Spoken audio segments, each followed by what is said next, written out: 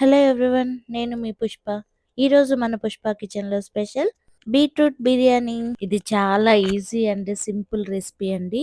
So ఎలా చేయాలో చూసేద్దామా? సో ముందుగా ఒక బౌల్ తీసుకొని తగినంత ఆయిల్ వేసి మసాలా స్పైసెస్ యాడ్ చేసి అండ్ పచ్చిమిర్చి సన్నగా కట్ చేసుకున్న ఆనియన్స్ వేసి బాగా కలపాలి.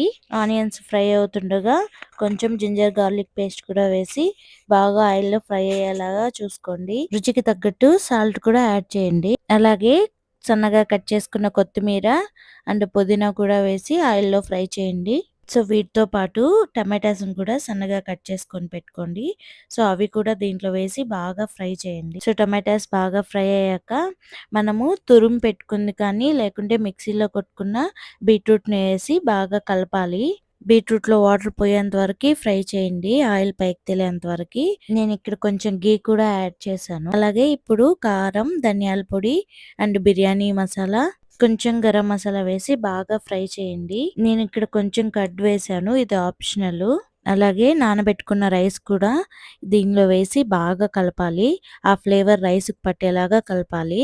ఇప్పుడు తగినన్ని వాటర్ వేసుకోవాలి. నేను 1 గ్లాస్ రైస్ కి 2 గ్లాస్ వాటర్ వేసాను.